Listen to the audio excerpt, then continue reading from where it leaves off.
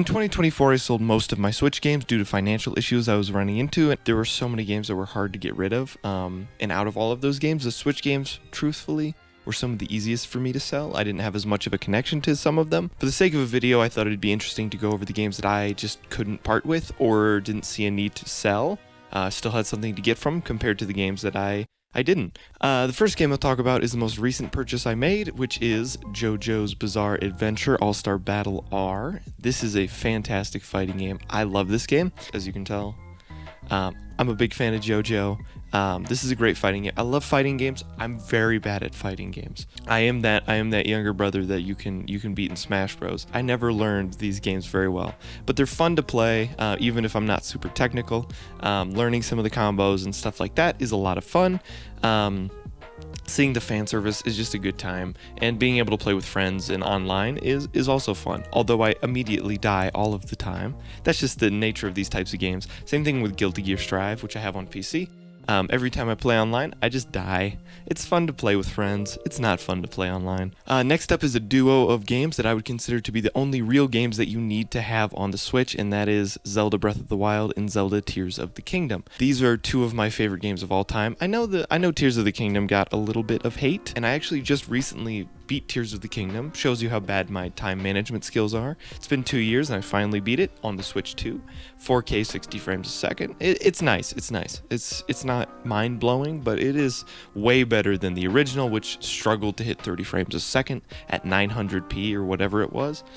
So yeah, definitely a step up. My hot take is that the story in Breath of the Wild is fantastic. Tears of the Kingdom has a better story though. But these are the only games I would consider to be must-haves for the Switch. Next up is Overwatch. This game doesn't work. It doesn't even come with anything. Like, it comes with the download code. And I can get fancy skins. I bought this in like 2018, I want to say. So definitely like a decent bit after the game had been around that I played Overwatch. But this game is fantastic. Overwatch 2 sucks. This game is great. The other one is not. That's not a hot take at all. But playing it on Switch was fun. It actually ran really well. So. Next up, I want to talk about some of the RPGs that I have. These are most of what I kept around. If you can't tell, there's a theme with this. Usually story-driven or like replayability, high in replayability. These are if you can't tell, the theme of these games that I kept around are games that are high in replayability or just like really long games. So like first up, I still haven't beaten this game. I gotta beat it. Persona 5 Royal, Royale. There's no E, so it's Royal. I don't know why I said that. This game is fantastic though. This game is a lot of fun. Persona 4 is better in my opinion, but I won't give a definitive opinion on it until I've beaten both. Yeah, there's not much more to say that hasn't already been said. It's a bit overused and overplayed. In Sonic Racing, Joker's gonna be in it. Come on, put someone else in there. Because they're remaking Persona 4, put you in there. Next up is, I don't hear anybody talk about this game. This might be like top 20, top 10 games of all time. Valkyria Chronicles 4. This game is fantastic. I love this game. Story is great, characters are great, the gameplay is really fun. It's like military turn-based RPG combat, kind of like a mix of Fire Emblem and Armored Core. I don't know. It's got a lot of different things going on. It's a lot of fun, and the story is really well written, and the characters are great. Usually, when it's an anime game or anything like made in Japan, for voice lines, I use Japanese, but for this one, I actually think the dub is better. Just an overall fantastic game, and I kept that around because that is one of my favorite games. I got the skins, put it on my Joy-Cons, but then I had to repair my Joy-Cons because of the drift, so I sent them into Nintendo, and they took the skin off of one of them, not the other, so I'm missing one of the skins. Nintendo, whatever. Alright, next up is a game that I haven't put that much time into, would like to play more, now especially that I have the Switch 2, which is Disgaea 5. I have no idea if I'm saying that right. It's some RPG, it's crazy, it's insane, it's stupid, it's fun. The structure's a little different and it's styled a little different. It kind of reminds me of Fire Emblem a little bit, but it's so different, it's totally its own thing going on. This is a great game. This is a great game. I still gotta finish this. The theme also is games that I haven't finished. A lot of these games I either have finished and want to play again, or just need to actually get around to doing that. But you know, life is busy. So what can you do? Mario Kart. Mario Kart 8 Deluxe is fun. I actually like World more. I've been playing a lot of World. I wanted to make this video on the 4th and then upload it on the 5th. I haven't gotten around to it because I've been playing Mario Kart World. So Mario Kart World is fun. Honestly, this game kind of pales in comparison, in my opinion. This game has more tracks and more characters. So for that, I'll give it points for that. I hope that World gets more characters and more tracks at some point. But truthfully, I'm still enjoying it. I haven't gotten bored with the game at all.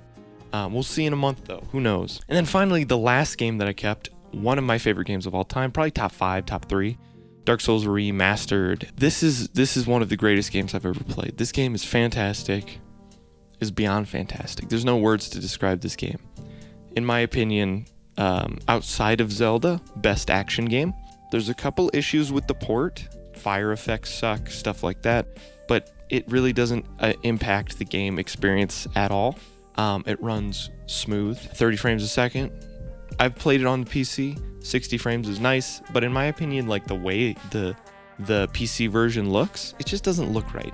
Like, I think most people who've played Dark Souls, it's like, when I was in a dark place, I was playing Dark Souls and it saved me. When you're in a rough patch of life, when you're in a tough spot, you play Dark Souls. That's just what you do. I don't know why. Ask Reddit on that one. I have no idea. Obviously, I have some downloaded games on the Switch like Hollow Knight, Celeste, Enter the Gungeon, one of my favorites. And then the only 2 games I picked up on launch day, I pre-ordered the Switch, but they canceled my pre-order, Mario Kart World, so I went to Walmart. Yes, I'm in a small town, so Walmart is all we have. And I picked up a couple of games. They had a copy of Mario Kart World, so I picked up Mario Kart World. That was a good time. Still a good time. It'll be a good time for a while. And then I got Bravely Default. I've been wanting to get this game on 3DS for a while now, but I thought I'd just pick up the HD remaster. It's in HD. I can play it on my TV. It's $40, which I think if I had gotten the game, it would have been like $30 buying the original Bravely Default. And I like being able to play games on my TV. That's truthfully one of the big reasons that I enjoy the 3DS ports to the Switch more than the Wii U or Wii ports to the Switch. I can already play Skyward Sword on my TV. I don't need it again. You know, Mario Odyssey, Smash Bros, all that. I got rid of those because I had gotten everything I wanted out of them. But the reason I kept these around is because there's a lot to get from them still, or a lot of sentimental value to them compared to other games that I had. The only games that I would say, like, from the original Switch library that I'll probably pick up would be the Xenoblade games. I've been wanting to play those games for a while. I just know how long they are, and I've started way too many RPGs. I still gotta finish BioShock, and I was thinking about picking up Cyberpunk for the Switch 2 as well and playing that on the TV. I don't know. I'm considering it. Not quite sure yet. But yeah, like, I've started way too many games. One day I will get to the Xenoblade games. Really excited. They seem like great games. Yeah, but those are the games that I've kept around. It's really a small list.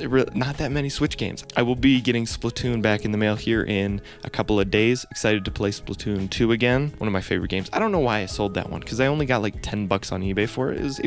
It was embarrassing. It was a joke. So yeah, this is kind of an in-between video. Big video will be coming out hopefully by the end of the month. Can't promise anything because I'm bad at delivering on everything. Not gonna be a good mailman. The big video will be out hopefully by the end of the month. Here's a little teaser if I didn't put it earlier in the video. I don't know. Otherwise, peace out, y'all. See you on the flip side.